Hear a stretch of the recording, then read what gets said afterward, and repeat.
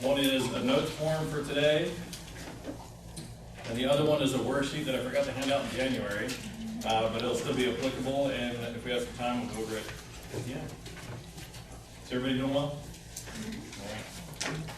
So, we're going to talk today about one of my favorite topics, I think. But I took a 3-hour workshop. I added some extra stuff to make it applicable to leadership, and we're going to try to frame it in 60 minutes. So, hold on to your seats, I guess, or hold on to your cup of coffee. But my plan for today is maybe not to teach you everything or help you understand everything that's applicable with the Spheres approach to leadership, but I want to plant a couple seeds, give you a couple of ideas, and help you think about some things a little bit differently. So, for those who don't know me, is anybody? Garrett Biss from Wilmington, Delaware, originally lived in New Bern since 2009. Got some experience with leadership, was in leadership roles in the Marine Corps for 15 years. I was in the Marine Corps for 16. So spent time leading at many different levels up till the highest level of leadership was as a captain leading a division of 92 Marines here at Cherry Point. In addition to that, so since I've retired from the Marine Corps, I do some training now both with Keller Williams, and I'm a certified Success Principles trainer with Jack Canfield, so I've done some work with him, and a lot of the material from the January lecture came from Jack Canfield stuff. Also very much a philosopher of life, and I like to think deeply about things, as you might get the impression of today. Like, where's he come up with this stuff? I don't know where it comes from. What makes me a little bit different about a trainer or about a speaker, I think, is the fact that I'm an engineer and a pilot. So what does that mean? So as an engineer, I think I analyze things a little bit to maybe a different way or to a different level, or at least in a different way than most people. So I like to get down to the science behind things, or really understand how things correlate and why things work out the way that they do. And I think you'll see that in some of the examples I give today. And then I'm also a pilot, which makes me a little different, I think, because I like checklists, I like systems, I like things that I can follow, things that I can apply. So a lot of the things that I teach, a lot of things that I write about, I always provide something that you can apply. I mean, there's many great ideas out there, there's many great philosophies or ideas about life, but if you read a good book and you have an idea, if you don't have some concrete way to apply that, then I think we kind of lose a little bit in translation or don't get the value that we could. So whenever I'm reflecting on things or thinking about things or sharing a message, I try to provide some ways to apply it immediately, or to apply it and track progress. And I think that comes from the fact that I'm a pilot and I'm very comfortable around checklists and systems and processes. As a speaker and as an author, it's my mission to help people live more happier and more fulfilling lives. And today we're going to try to do that by talking about positive leadership and how we can enrich our lives and the lives of others as leaders. Now, the topic for today is leadership, is the Spheres approach to positive leadership. But if you're not in this specific leadership role, or not in a leadership role in your organization, I mean, these concepts can really apply to everything, not just in your life, but if you're part of any group, a civic group, or a club, or a sports team, or anything that you do, that you work with other people, many of these ideas will apply.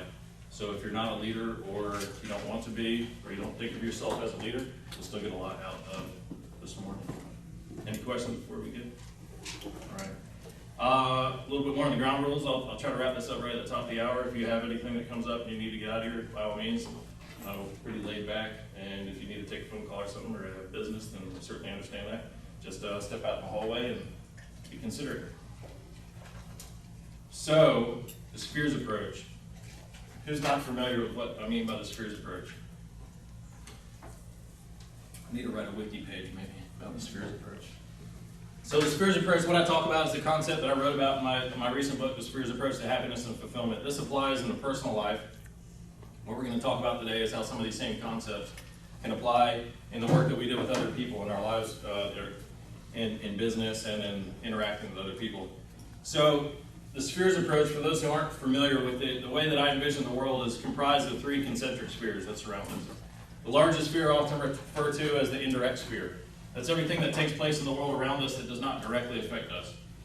So things that we hear about on the news, things that are going on with old friends of ours, things that we hear about happen to, happen to celebrities, people that aren't a part of our daily life.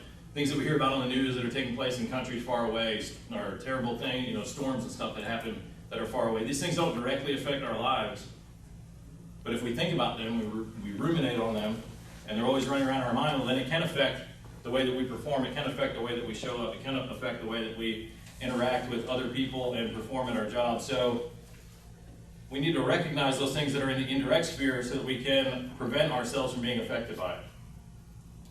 I don't think that any of us would assume that we have enough time or energy just to take care of the things that we want to take care of in our life. I mean, how many people have a hobby or something that you'd like to spend more time doing? Every time I go home to my house, I wish I had more time to spend cleaning up my house or taking care of the yard. That's just one example, but there's many things in life that we wish we had more time or energy to invest in. So when we let things from this indirect sphere weigh on our mind and steal some of our time or energy, that's only taking away from the things that are more important in our life. And if we don't realize the effect that these things have, then we can be blind to the consequences that they have on our mood, on our performance, on the way that we interact. The next sphere I talk about, so the indirect sphere does not directly affect you. The next sphere I talk about is the direct sphere. That's everything in life that does directly affect us. So if the lights were to go out in this room right now, that would directly affect us. If it were to start pouring rain when we walked out of here, that would directly affect us. If we got a flat tire on the way to the office, wherever you're going from here, that would directly affect you. But those things that directly affect us, it's always up to us how we let them affect us. It's always up to us how we respond to it. We can look for the opportunity, we can look for the positives, we can look for the synchronicity or the things that come into our life because of the difficult situations or the frustrations, or we can allow it to affect our mood and affect our energy and affect the way that we show up. The next sphere I talk about is the action sphere. That's everything that we do to interact with the world around us, our communication, the actions that we take, the things that influence the environment around us, the people in our lives, and really everything in the rest of the world. So the big point about the spheres approach, why is it important? As I said, is we have limited resources. In our life, we have limited time and energy to focus on the things we want to. We have limited time and energy to pursue some of the opportunities that we'd like to. So when we allow things to steal from our time or energy that we could focus on those things most important to us, then we're losing some of that capacity or some of that ability to enjoy the things in life that we would like to. The other reason for the spheres approach is every time we go out in the world, we're influencing the world around us, either positively or negatively. If we show up in the world and, if I came in the room this morning and I was yelling and throwing things around, I was angry and upset, you would see that on me and it would have an influence on you. If I took that attitude home or if I took it to the office, to where people are working with me, that would influence them. It would also influence the way that I perform at the tasks that are at hand. So when we manage our spheres, is what I talk about when we're managing our spheres, we're identifying those things in the indirect sphere that don't directly affect us so we can prevent them from affecting us. A lot of times just being aware that something should weigh on our mind or should affect us is enough to prevent it from doing so. And then being aware of the way that we react to those things that do directly affect us and being aware of the way that we're interacting with other people to make sure that it's always as positive as possible. So TSA for leaders, or the spheres approach for leaders, is a little different than the application in the personal life that I talk about in the book. In the personal life, we have our indirect sphere. In the leadership role or in a group role, I think of the direct sphere more as the organization that we have. So if we were all working in the same organization on the same team, and if Lori was our leader, then everybody in this team would be her direct sphere. And as a leader, she can use the same spheres approach to protect her asset of the direct sphere. Does that make sense? So in the same way that we would apply this in our own life, we can identify those things that don't directly affect our company, our business, our team, prevent them from doing so, and then apply the same principles that we use in our own life to help enrich the energy, raise the energy, or elevate the people in the room. And we'll talk about that step by step. So when we're applying the spheres approach for leaders, we're applying it to improve the environment of the organization, improve the environment of the team, improve the collaboration, the cooperation, the camaraderie amongst the team. We also use it to improve the efficiency. So as people feel better and as they're in a more positive environment, a more positive workplace, they work better, they perform better. We're getting more efficient use of our team or of our assets. So back to those limited resources, we only have so many people, we only have so much that we can do and accomplish as a group or as a team. So if we're distracted by negative things from the outside world, or we're distracted by, or we're bringing some of that negative energy into our team, then that's going to affect the way that everybody performs in the team. So when we are managing our spheres appropriately, we're operating more efficiently. And the next thing is output. So as a team or as an organization, there's always something that we're trying to create. There's a product, there's a reason that we come together. If you're in a civic organization and you're supporting a certain cause, well then those people that you're supporting, that's the reason that you come together. If you work at a yoga studio and you're one of a bunch of people and there's one person in charge, or as a group you're working together to provide a service, you're providing a service or a benefit to other people. When you're managing your spheres, you're able to provide the best benefit to those people because you're being more efficient, because you're establishing a positive environment.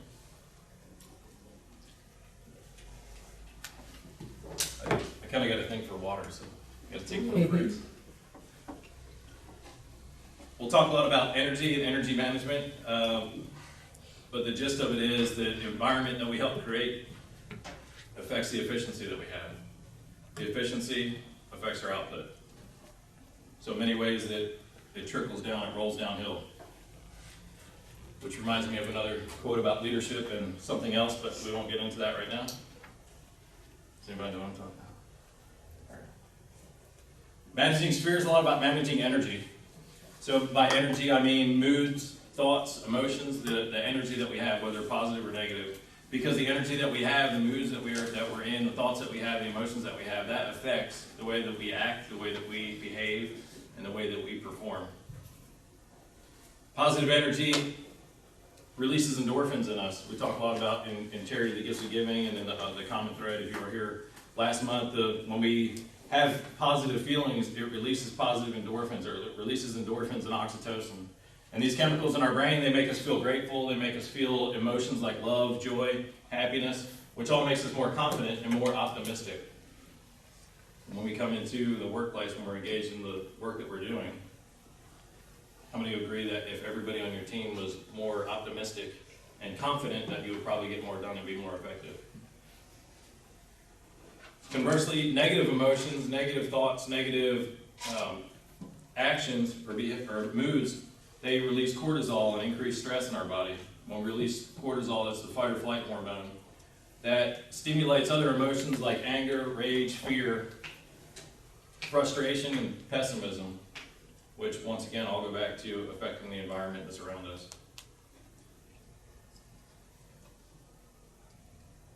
This is right here, I'm just trying to show this. If this was our direct sphere, there's things in the world that come from the indirect sphere around us that can either bring positive energy, the green, or negative energy, the red, into our organization, into our group. There's things from the outside world that we can bring into the organization or into the group that can affect us.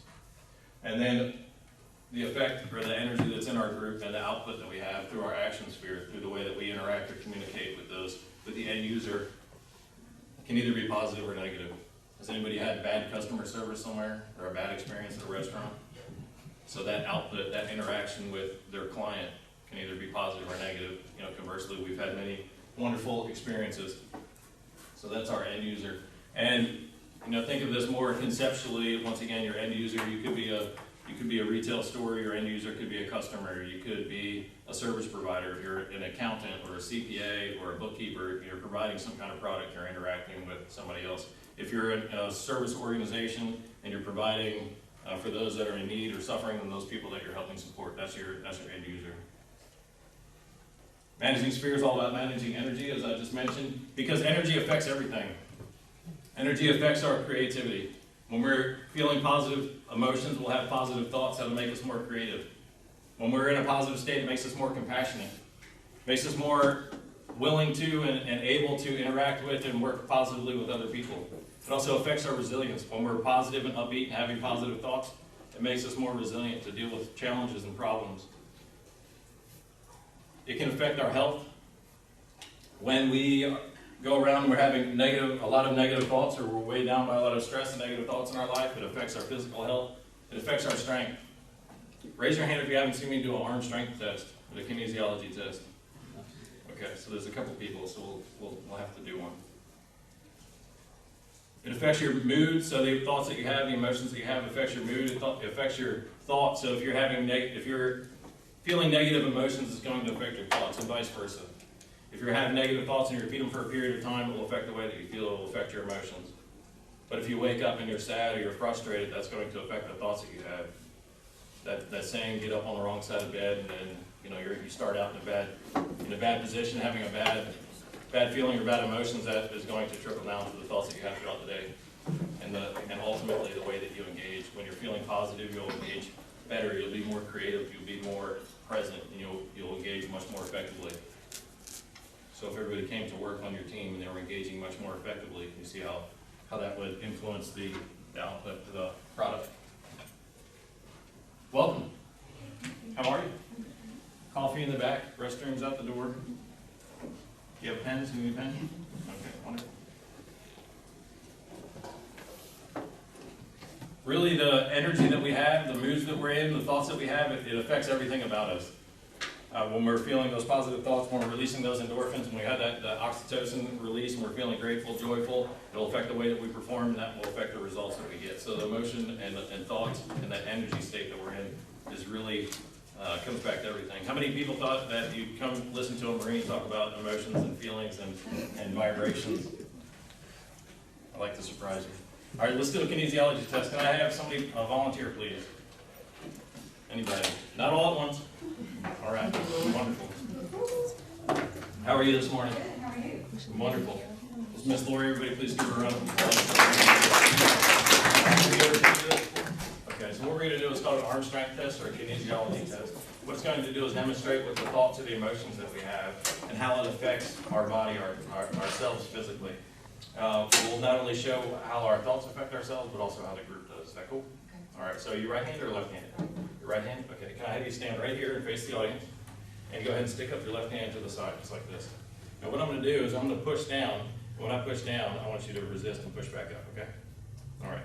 Now I want you to say something that's truthful. I want you to tell everybody your name. So my name is Lori. My name is Lori. Okay, say it 3 times. My name is Lori. My name is Lori. My name is Lori. And resist. Okay. Now I want you to make up a name. Say, my name is Frank. My name is Frank. Say it 3 times. My name is Frank. My name is Frank. My name is Frank. And resist. Oh. Okay. Now, I want you to think of a goal that you have. What's something that you'd like to achieve this year? You can say it out loud or you can just think it to yourself. Okay. All right. All right, so you got it in your mind, you think of it. Okay, now, while you're thinking that, I want you to say 3 times, I can't do it, I can't do it, I can't do it. I can't do it. I can't do it. I can't do it. And resist. Okay.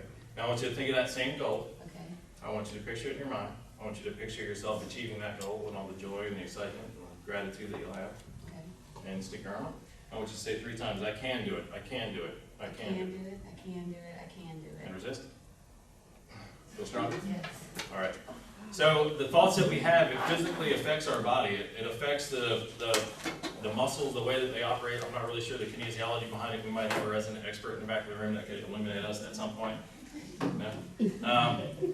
But when we have negative thoughts, when we say things, so I had her lie first. So a lot of times when people lie, it's because they're under stressful situations or they fear something that's going to happen. For whatever reason, they feel that if they were to tell the truth, that it would bring only more stress and negativity to their life. So that's when people lie, it's usually because they're in a negative emotional state or under too much pressure. So when you lie, it affects your strength. When you say that you can do something or can't do it, when you have a positive affirmation, you say that you can do something, it physically strengthens your body and makes it easier for you to perform. So think about what that's, all those times that you've had that voice in the back of your head saying, I can't do this, I can't do this, I can't do this. It becomes a self-fulfilling prophecy most times, and that you won't be able to achieve what it is. Because even if you could or you could not, you're conditioning yourself, you're conditioning your body, you're affecting your body to make it less likely to perform. If you're at work, we'll do one more, but if you're at work and everybody around you is walking around saying, I can't do this, or you can't do this, what do you think that's going to do? What kind of effects that can have? So the next thing we're going to do, so that's the thoughts that you have in yourself, so you can understand the emotion, the thoughts, the effect that the thoughts and emotions have. The next thing I want to do is demonstrate what the group does, or being in a positive or a negative group. So that same goal that you have in your mind, stand here, go ahead and stick your arm out. I want everybody to look her in the eye right now and say 3 times, you can't do it, you can't do it, you can't do it. Out loud. 1, 2, 3. You can't do it, you can't do it, you can't do it. Resist. All right. Everybody look her in the eye with great confidence and excitement. Enjoy, stay. You can do it, you can do it. You can do it, you can do it, you can do it. You feel that love and acceptance? All right, can resist. So how many people realize, thank you very much, can you please do a round of applause? How many people have thought or said before, I might work around some negative people, I might have some negative friends, but it doesn't really affect me? So that shows, I mean, that's just one example of how it affects us. Not only does it affect our physical strength, it affects our immune system, it affects, if people around us are saying negative things, it does affect our minds and it affects the emotions that we have, and then that affects our physical body, affects our confidence, affects our creativity, all those things that we talked about, all those everything's energy affects everything. So knowing this, why don't we just say, let's be positive? Why don't we just flip on the positive switch and walk around and be positive all the time? I mean, knowing how bad and deteriorating these negative thoughts and emotions can have, as a leader, why don't you just say, everybody be positive? Unfortunately, it's not that easy, and there's reasons why. The first thing that we'll talk about is mirror neurons. Anybody heard of mirror neurons before? Mirror neurons are a part of our brain that when we see other people act or feel or go through a certain action, we have a similar response in our brain as if we were doing that. If you're sitting on the couch and you watch somebody swing a golf club, there's a part of your brain that is simulating your body acting the same way that it would if you were swinging a golf club. So when we see people act in a certain way, when we see people experience certain emotions, that affects the emotions that we have. It'll be a little loud over there for a second. I just want to give you a heads up. Not terribly loud. I don't want you to throw anything away till you're not drinking something. All right, so here's a quick demonstration of how the mirror neurons act in our body. When we see other people experiencing certain emotions, we'll feel that for a second ourselves. Anybody feel like a little sensation when you saw that guy get hit? Not pain.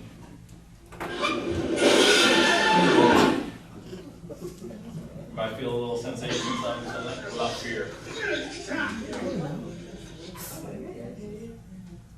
So when we see people in certain situations, when we see people have certain reactions, there's something in our brain that we don't typically consciously affect or influence, where it's already creating these thoughts or these emotions inside of us. That's another reason that it's not good to be around negative people. If you're a leader, that's why you don't want to allow negativity or negative thoughts, negative emotions brought into the workplace or brought into the group or the team.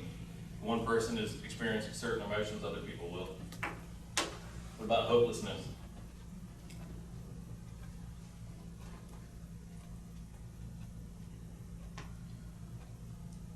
Sadness? If you're even a little bit of an emotional being, when you see things like this, you'll have somewhat of a response. Fortunately, it works both ways. When people are really excited, if you've ever been in a room and somebody comes in, they're like yelling, they're happy, and they're really excited, you feel a little bit more excited yourself. It works both ways. Joyful. I want to feel like that this afternoon. I want to figure out what that, let's see. It's like a viral, I think. It's getting us started. Yeah, it's feeling. Fortunately, it works both ways. Negative emotions and positive emotions, they both stimulate that same in other people when we see or experience it. And there's a reason that I ended on a positive slide or a positive note, because I don't want to bring you guys down emotionally and then leave you there. Like, man, I had a terrible day. Fascinating conversation this morning, but terrible day. We'll try to avoid that. So mirror neurons, that's something that's working against us. Emotions evoke emotions. So when we feel emotions of a certain type, now this is getting a little metaphysical, but when we feel emotions of a certain type, it stimulates thoughts and emotions of that same type. So I say when you start out in the morning, you're having a bad day, then you tend to stimulate other thoughts and emotions similar to that. When you're excited and you're happy, it helps you see all the beautiful things that are around you. It helps you get excited about other things in your life. So emotions of a certain kind evoke emotions of that similar kind. those feelings of gratitude, those feelings of happiness, confidence, can stem or stimulate one another. And then similarly, when we feel anger or fear or frustration, it can stimulate all those negative emotions that we mentioned. So if you're backed up in traffic and or you have an accident in the morning and it upsets you, that's going to affect the way that you show up and affect the mood that you have the rest of the day. How many people have been, anybody ever live around DC? So I was dating a girl when we were living up in DC, and she couldn't understand why when I got home to College Park after sitting in traffic for an hour and a half, I was always frustrated and upset and short and temperamental. And then one time she had to go to a meeting in DC, and then she completely understood. But that frustration and that anxiety that I had affected it made me more frustrated, it made me more short-tempered, unable to really engage or enjoy the environment that I was in. And it made me feel a litany of other thoughts and negative emotions. What I'm going to do here, so we're going to do a little science experiment here. And this is going to demonstrate this concept so you can see it, hear it, you can hear it, a physical example. So what's going on here, there's two identical tuning forks. And how many people realize that if you strike a tuning fork, it has one exact pitch that it will resonate at. So you can strike it, and it being a precise tuning fork, it will always resonate. It will always create that exact same sound.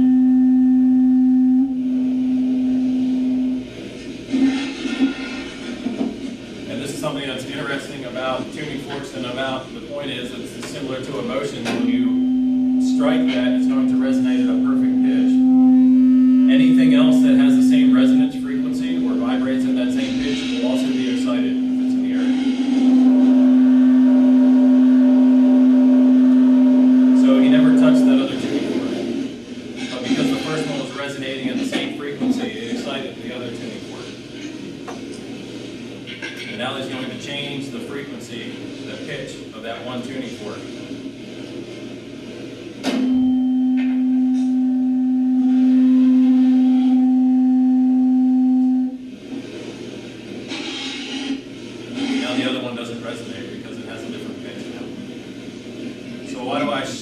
What's this demonstrating? When we have those positive emotions, it stimulates other positive emotions.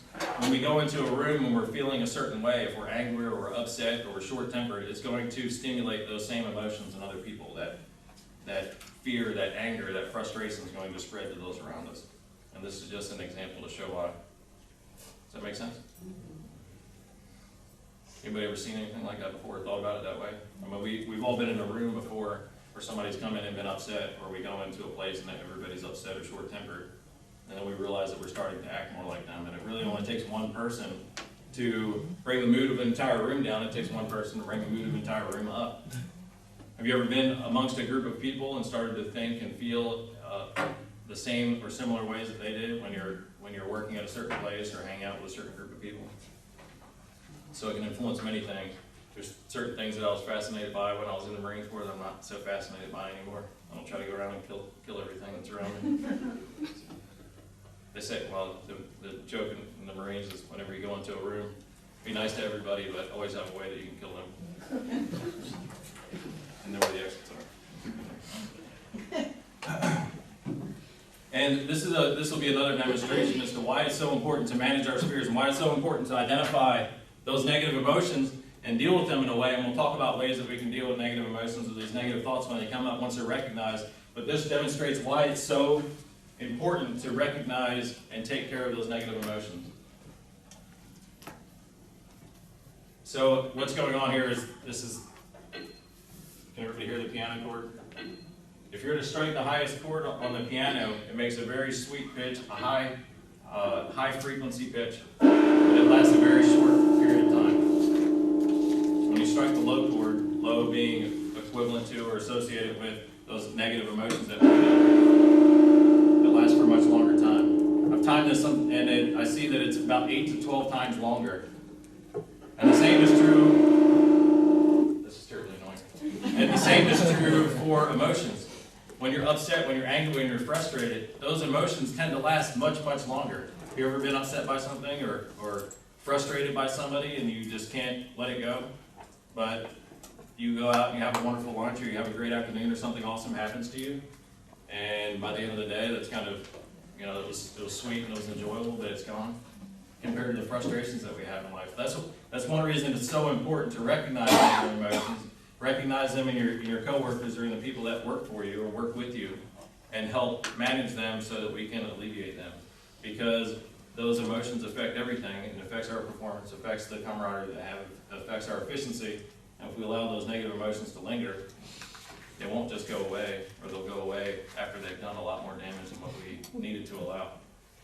And remember, the emotions, they affect everything. The energy affects everything.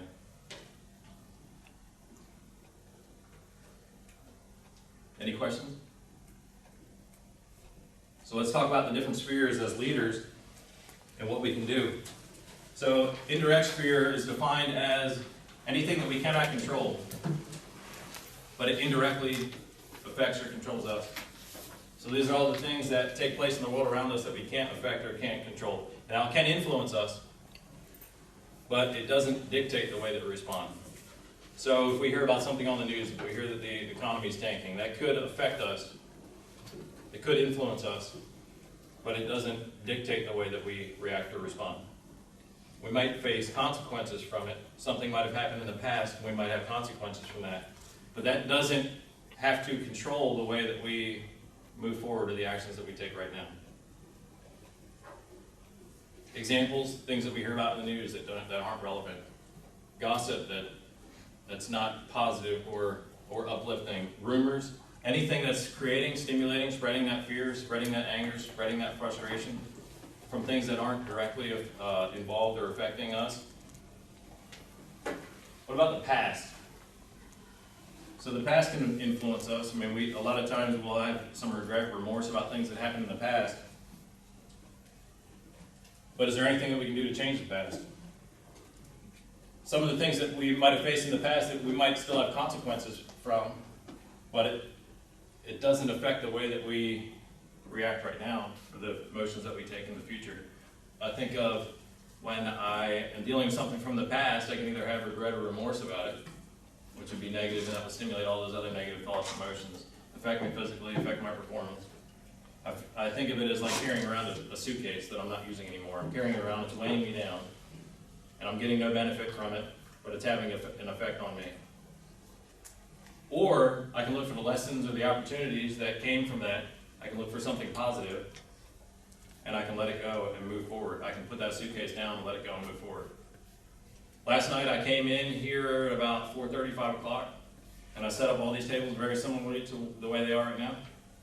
And as a good engineer, I found a piece of rope in the back, and I roped it off, and I was making sure that all of them were perfectly set where they need to go, same distance between all the chairs and the tables. And I came in about 2 hours later to drop off the projector, and there was 2 meetings in here, and they moved all the tables. So that was something that happened in the past. There's nothing I could do to unmove all those tables. I could either be frustrated by it, I could either point my finger, blame, complain, say, somebody should have told me that there was going to be a meeting here. Somebody should have come in and recognized the way the tables were and not touched them.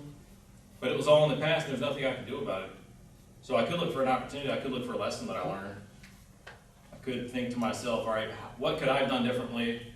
What can I do differently in the future to not have this effect? Well, I could maybe ask, hey, is there going to be any meetings here tonight? Instead of blaming or pointing my finger and saying, well, somebody should have told me, well, what could I have done differently? Okay, well, I could have asked. Great, that's one good lesson. 2, maybe not spend so much time setting up the tables. It doesn't really matter. Don't tell an engineer that it doesn't really matter how the tables are. If I had a protractor that was all on the exact same angle, it'd be beautiful. I get That it. Rich's table, it's bothering me a little bit. It's like 2 inches over. My husband's a surveyor, I get it. Yeah, yeah. One thing's out of whack, that's it. Yeah. So I look for a lesson that I could learn from it. I look for a way that I could react differently now, or react differently, or act differently in the future, and I let it go. So something that happened in the past, you're not going to learn a lesson from it. Let that regret and that remorse go, because it's going to affect everything else. In a group, in a team, it's not just affecting you, it's going to affect everybody else when you come into that room. If you're the leader and you come to the room and you're frustrated by something that happened in the past, and you're angry and you're upset about something that happened at home or happened on the way to work, that's going to affect everybody else that's around you. So the goal for the indirect sphere is stop the flow into. So stop the flow of these negative emotional things into. When I talk about it in our personal life, I just say, let's recognize the things in the indirect sphere and recognize them for what they are. The thing that happened on the news in California that doesn't really directly affect me, but if I'm gonna sit and ruminate on it all day, then that's going to affect the mood that I have and the way that I show up.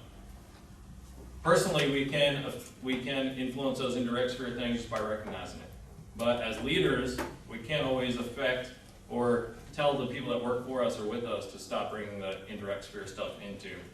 So what we try to do is manage it, and we'll talk about some tools for managing it, ultimately to protect our resources. By our resources, I mean the time that we have, the energy that we have, the people that work with us, because we only have so many resources to get the job done that we want to. So if we can alleviate any of that negative energy, those negative thoughts, once again, I chuckle inside, I'm like, a Marine captain over here talking about feeling good and feeling positive and feeling upbeat. But it affects everything, so I think we all should.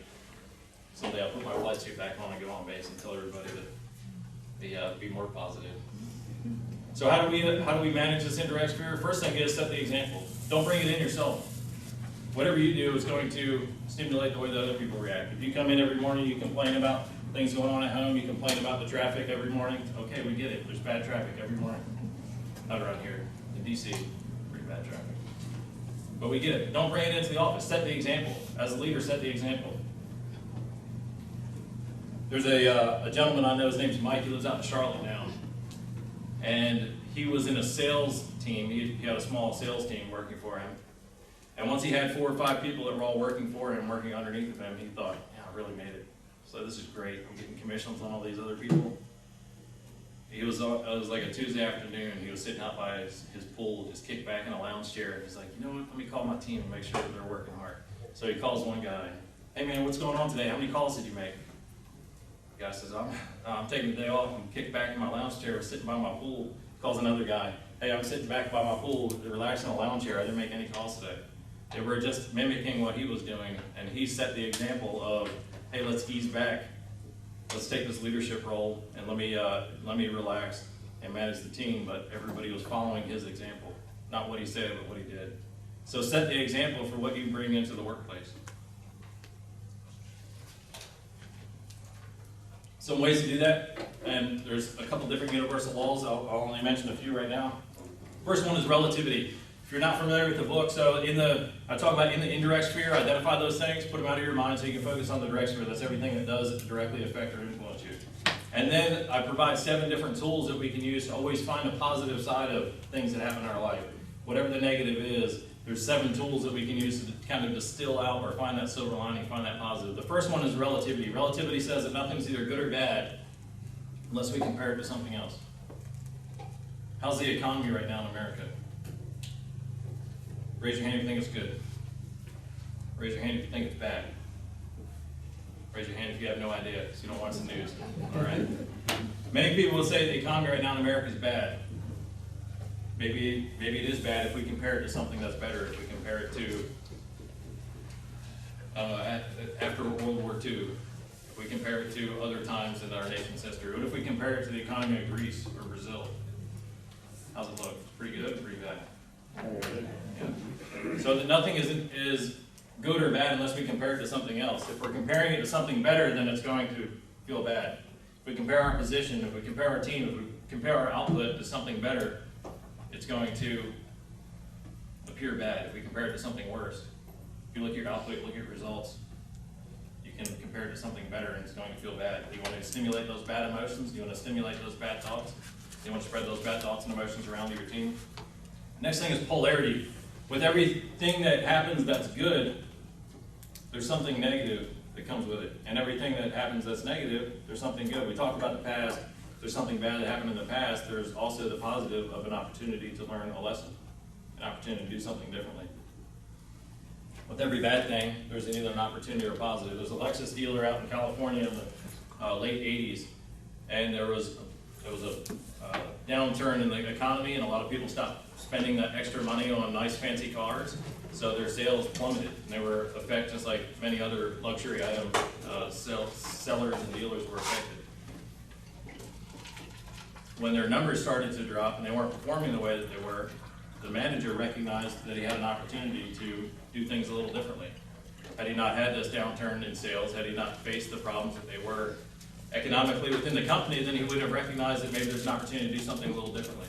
So instead of going on status quo, instead of doing the same marketing, the same strategies, the same approaches that he did, he decided, well, where are the few people that could afford a nice luxury car, a nice Lexus? Well, they're hanging out at country clubs, they're hanging out at the fancy restaurants, they're hanging out at certain, certain businesses. So he took his sales team and they took a bunch of new Lexuses, Lexi, I guess, and they drove over to the nice offices where the accountants were, where the lawyers were.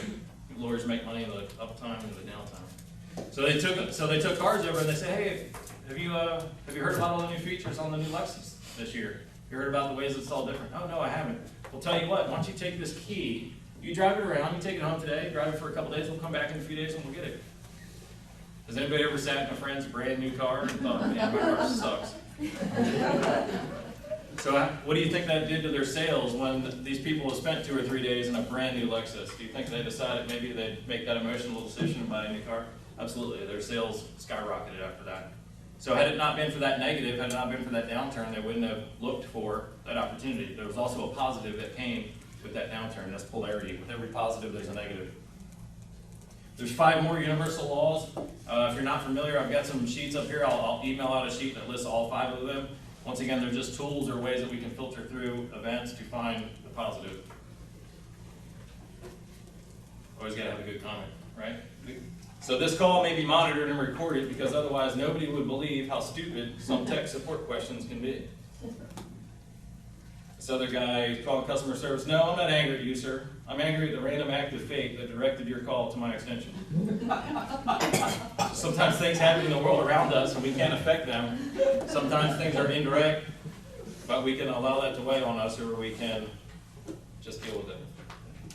Another thing that raises emotional energy, emotional vibrations is comedy and the release of endorphins.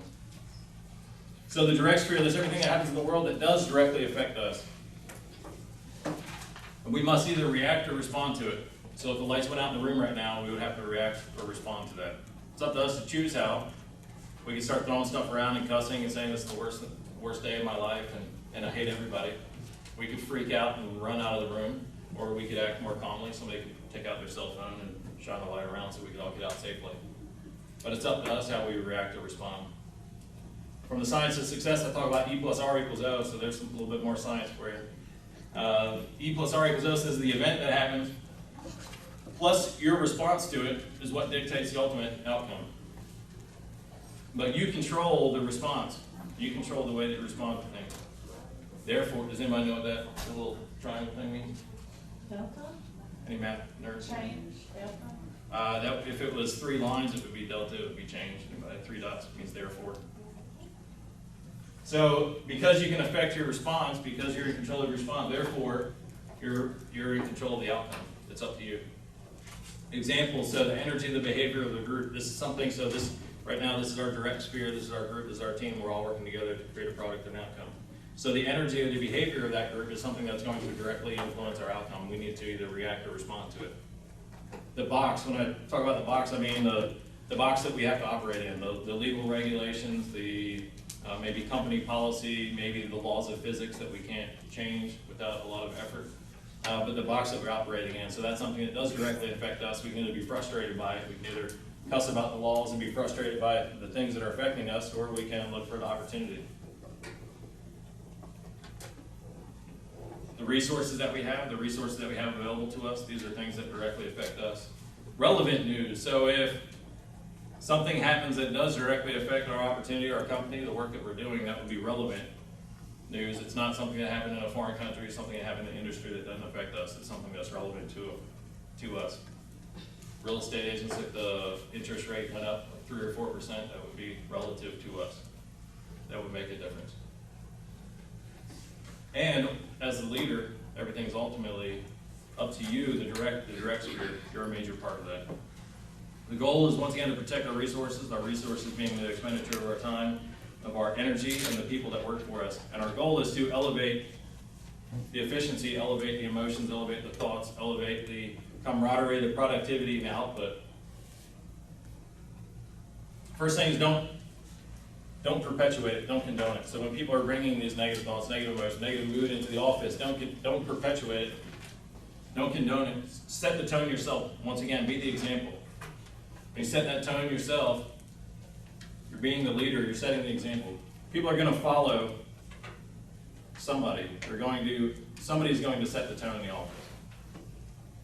If you're not the one that's doing it, then effectively you're not really the one that's leading the team or the organization.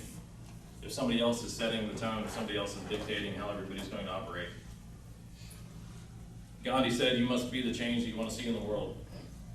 If you want to be an angry, frustrated, and upset organization, then be that. If you want a positive, confident, efficient organization, then bring that into your team, bring that into the group.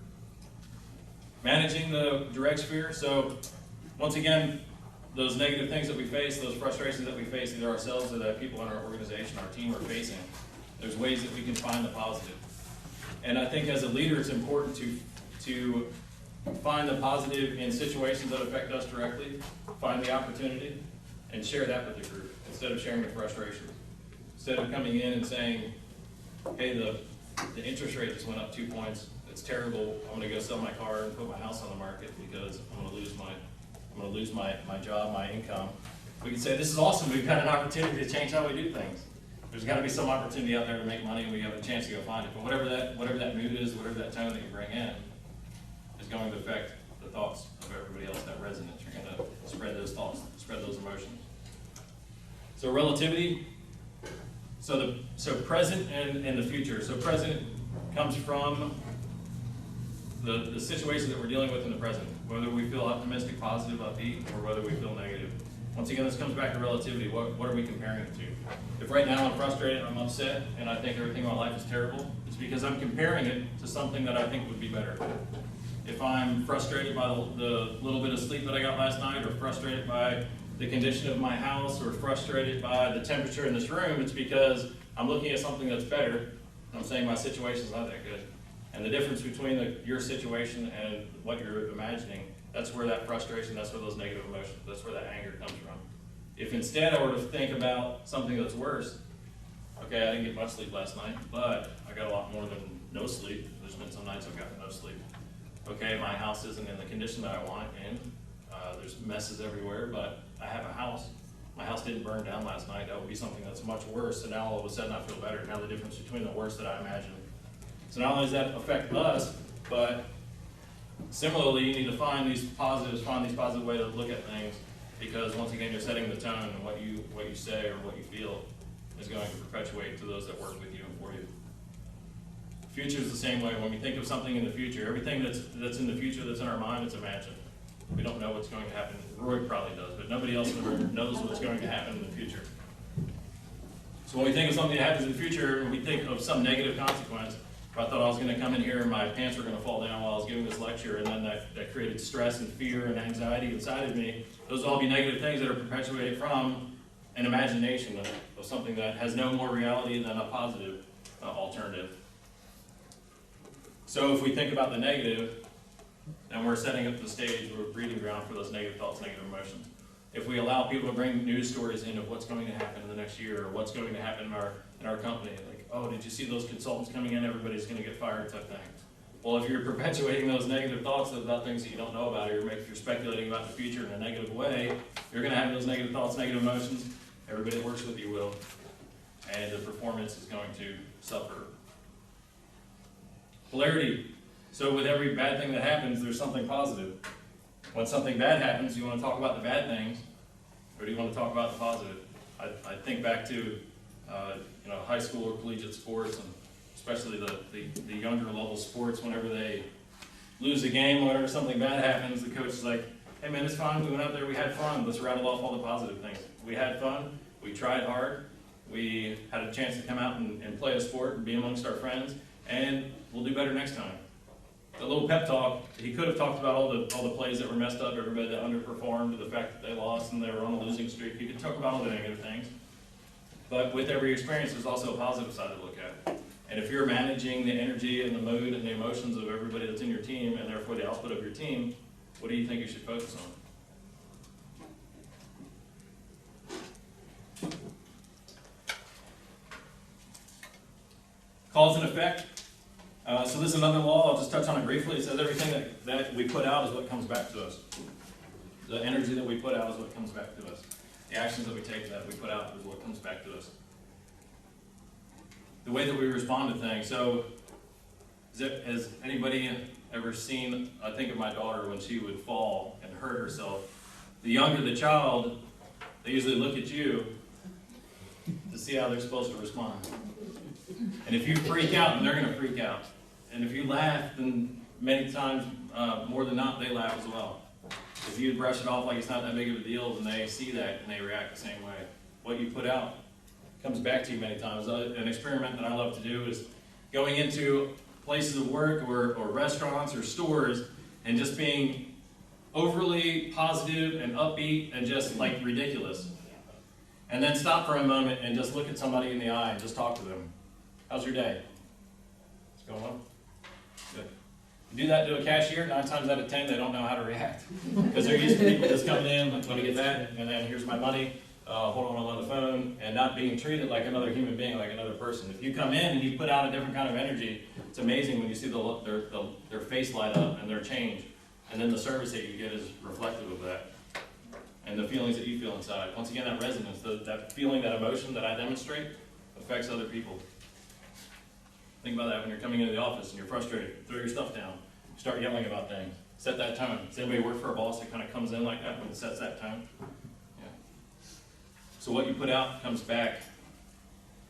All right. Can everybody stand up for a second? Now, if you're at a table and you're the one that's closer to this wall over here, I want you to raise your hand. Okay. And now turn and face the person that's next to you. So, closer to the wall, so that'd be you, Cheryl. And now, if you're the one that raised your hand, I want you to look at the other person in the eyes. And I want you to smile.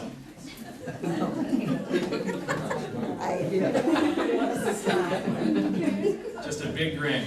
What happened to the person that was looking at you? So what you put out is going to affect, thank you very much. I'll give everybody a round of applause. That what you put out affects and stimulates that in other people. If you want other people to smile and feel better, smile. If you want them to be frustrated and upset, yell at them, be angry. But whatever you put out is going to create that similar response. That's a cause and effect. Here's a quick aside. I don't really talk about this in the book, but something to note as a leader. So when we can use these universal laws, and it's about 5 minutes till. If anybody needs to leave at the top of the hour, by all means. And if you're interested in this, want to hang out, I'll hang out for hours and talk about this all day. But if you need to leave at 9, don't feel bad. You get up and walk out. We might go about 5 or 7 minutes over. How do you deal with other people's problems? So let's say I can use the universal laws. I can find the positive in everything in my life.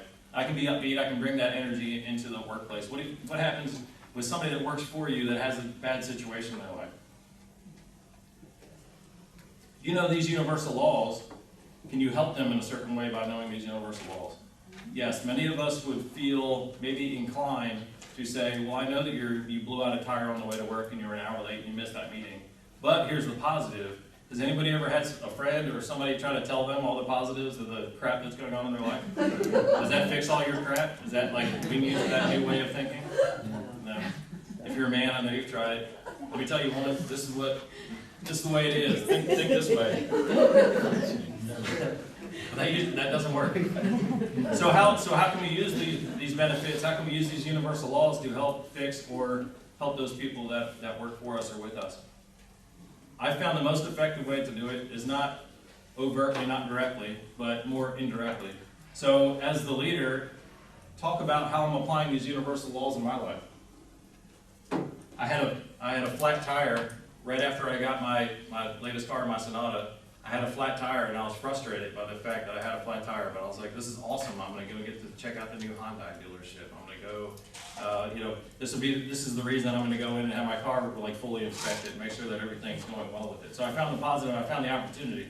When I can share that story with the people that work for me, show them how I'm using those universal laws in my life that will plant seeds that they will then remember later on when bad things happen in their life. Once again, set the tone.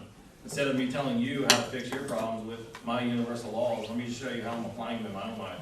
Another way to do it is more Socratically, I guess, is talk about, that reminds me of a situation when so-and-so was facing this, and you know what, I think this is what he found from that situation.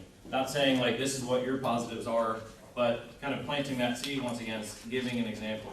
I love the approach or the strategy in books when somebody's writing to share a message with you or share an idea with you, and they say, this is how I told it to my son, and this is how my son.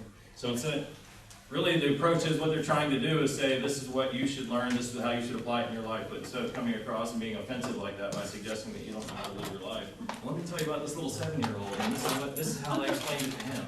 So now they're going to have to say, hey, let me dumb this down for you so that you can understand the difficult concept, but why don't you just listen to the way I told it to my 7-year-old, and we can understand. Connie, I hope you have a wonderful day. Thank you, you I hope we too. catch up soon. Enjoyed it. I'm sorry I Thank have you. to leave and Nope. miss the last few minutes. No, not a problem at all. I'm sorry, I'm kind of going over. Tech support says the problem is located somewhere between the keyboard and my chair. I love that one. So that'd be a direct sphere thing, right? I don't like to be difficult, but it's the only thing I'm really good at. That's somebody that's in your organization, and that's the direct sphere thing. The action sphere is your product, your output, your effort, or the effects that you have on other people. You're responsible for it. The way that you show up, the way that you interact with other people, you're responsible for that. The output of your organization, the output of your team, you're responsible for that. If you're the leader, you're ultimately responsible for that. And this action sphere, the way that you interact with, this is where you keep score. This is how you know if you're managing your spheres appropriately. This is how you know if you've elevated the resources that you have, or being as efficient as possible. Because of the results that you get. The results is what tells the story. If you're not sure if you have a positive organization, if you're doing enough, look at the results that you're getting. Examples to the energy that you spread, the product quality, the experience of the people that you interact with, the impression. If somebody is frustrated when they leave your store or when they receive your product after they work with you, whether it's one-on-one or however it is, maybe your product is just an internal product in the company or in the organization. Maybe you don't reach the ultimate consumer, but maybe your consumer is somebody else in your same organization. If you frustrate them or upset them or they leave angry, that's the impression that they're going to have. That's the impression that's going to last 8 to 12 times longer. People don't remember the interaction, the things that they said, but we always remember the way that somebody made us feel. And if it's negative, it's going to last much longer. Have you ever had one bad experience at a restaurant or at a store and you never go back to that same place? Because you always remember that bad experience. Your goal is continuous improvement. There's always more that we can do to help elevate that energy or elevate the mood, elevate the thoughts, elevate the positivity of our organization. So continue to manage those fears. Once again, set the example. I feel like this is a theme. Set the example. Be the leader. Set the example the way that you interact with other people, inside and externally. People will follow. Use the universal law. So vibration, we kind of touched on this, but I didn't explicitly say it was vibration. Vibration, just the theory is that every emotion or thought has a certain vibration to it. Those thoughts of one kind stimulate or affect emotions of that similar kind with other people. So that's the thought of vibration. So think about that. The energy that you put out is going to create or stimulate that same kind of energy in other people. Cause and effect. The service that you provide to others is going to affect the impression that they have, the way that they come back.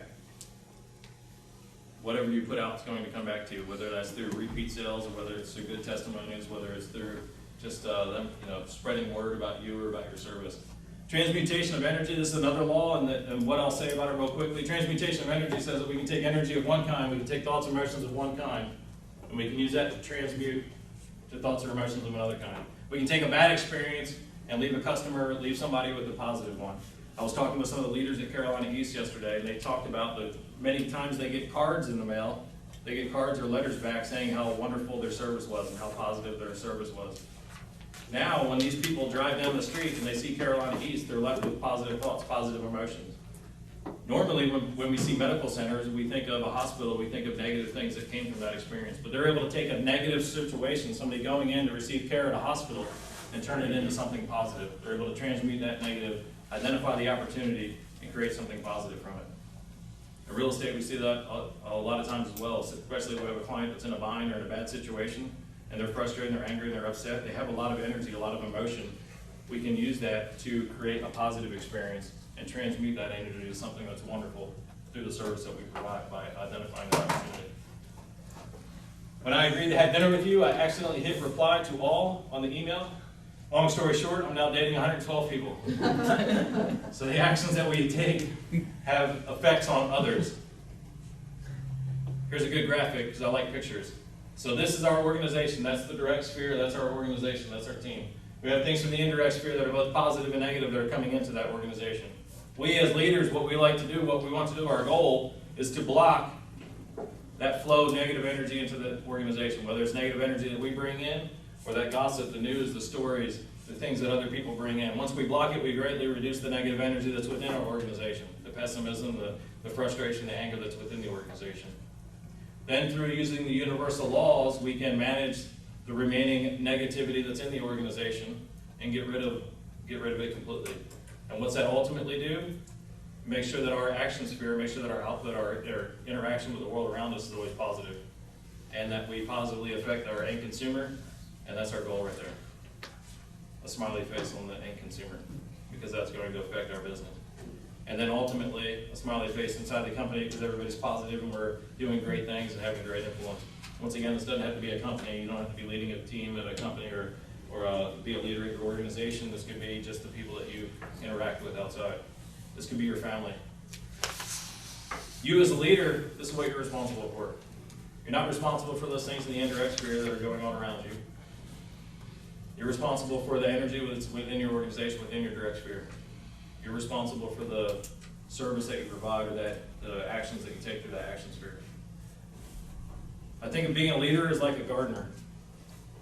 So does a gardener create flowers? A gardener doesn't create, usually pests, right? A gardener doesn't create flowers. A gardener provides a situation where seeds can turn into beautiful flowers. A gardener provides the nutrients. A gardener makes sure that enough sunlight. The gardener makes sure that there's enough water. And when it provides that right situation, by protecting that garden from infestation, by protecting it from droughts and poison, then those flowers can grow. I think leaders are the same way. We don't make people do things. We don't make that end product. We elevate our team. We provide our team with the skills that they need, with the resources that they need, with the energy that they need to create that end product. But we don't ultimately create that end product, and we don't make people perform or do what we want them to do to create that end product, not as leaders. Leaders provide the training, the resources, that positive energy so that the people are inspired to do. And as positive leaders, it's all about inspiring those people that work with you or for you towards those results that you want. Selling the vision, inspiring them to do it, and then empowering them with the tools, with the training, and with that positive environment so they can ultimately create that result that you're going for.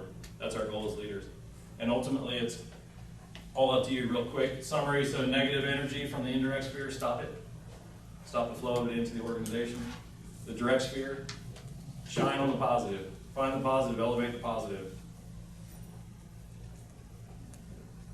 The product, the environment, it all starts with the organization. The output that we have, the way that we interact, communicate with the organization, with our clients, it all starts with the organization. And because of that, because of your role as a leader, it all starts with you. You're the one that sets the tone.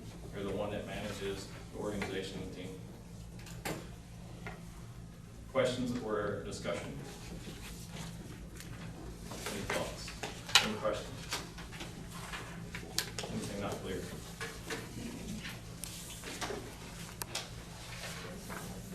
All right, what's one takeaway that you have that will affect you? Did you have a question? Yeah, could you have gone back to that last slide? I wasn't done writing those 3 bullets. If anybody wants these slides, I can send them out as well. Thank you. Product environment starts with organization. I didn't want to tell you that ahead of time, so you wouldn't have written anything down. And it's when you write it down that you really want it.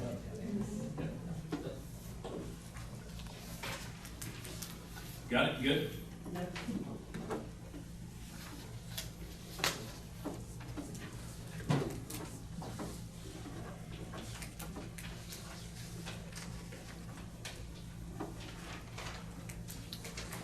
Once again, so the book, The Spheres Approach, I talk about applying it in our own life. Now that we've had this discussion about it in leadership, I'm sure that you can take many more principles or ideas from here and apply them as a leader to an organization.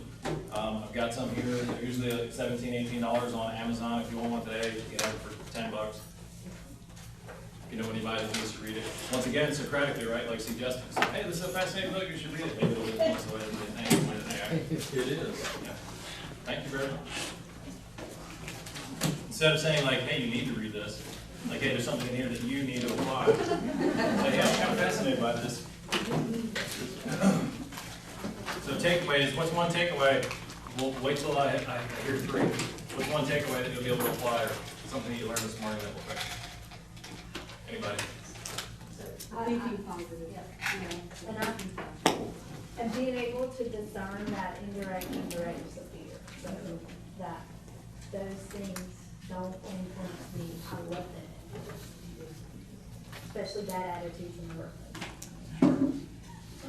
And once again, so the negative energy around you, negative bad attitudes in the workplace, don't let it affect you, because then you're only going to perpetuate that. Shine that light, be the example, set the tone. That's the best or the first thing that we can do to start to change the tide. What's one more thing? I think it's tied to the physical strength. I've never seen that before. Yeah, very fascinating. So keeping that in mind and putting the negativity in the box where it needs to be, so that I can resist and be resilient and do what I need to do. Right, and that comes back to the awareness thing. You know, we might allow ourselves to be surrounded by people that are negative or pessimistic or frustrated and think, oh, you know, it's fine, I'm not like that. But really, it's influencing you and it's affecting you. Maybe you're not like that, but how much better would you be if you were to limit your association or discontinue your association with certain people? And how much better your productivity will be if you get rid of that dishonest thoughts, because it affects you physically. Yes. Sure. And then the endorphins, the chemicals that release in your brain, the oxytocin that release calms you, makes you more creative, makes you more optimistic. When you're optimistic and you think that there could be a solution to a problem, you'll go look for it. If you're pessimistic and you don't think there is, and you'll say, I can't find it, that's what you'll see, that's what you'll find. One more. Is that three or is that two? Rick? Watching a game, what I see the connection is, this is what a sportscaster would call the swing of momentum. And how the team is seeing itself, thinking about itself. That's what we're really talking about. So you can swing the momentum of a group of people Very much. by your attitude. Certainly, and just by setting that example. And the life, I think, and our thoughts are very much self-perpetuating prophecy, or self-fulfilling prophecy. When we think things will work out a certain way, and they end up working out that way because we create that situation. So thank you very much. The next discussion will be on cultivating a giving culture, so the gifts of giving. I'll talk about the ways that we receive benefit in our own life when we do things kind or generous for other people, the ways that it affects us, the chemical reactions in our brain, the things that it stimulates, our performance that it stimulates. And I'm going to talk about how we can cultivate that in our organizations or in our groups. That will be next month. I'm not sure the date yet, but you can look out for that. And these are two books that I have that are available here. You can get them anytime.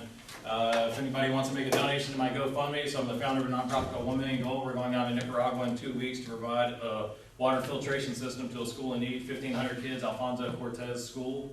We're going to provide a water filtration system to filter their urban water that is polluted and has bacteria and parasites making these kids sick. I have a GoFundMe campaign right now. You can find information about it on that 1milliongold.org or on my Facebook page. But if anybody wants to make a donation right now, $10 to that, I'll give you a copy of Charity. And if anybody wants the copy of the Spheres book, I'll sell those as well for $10 today. Any questions?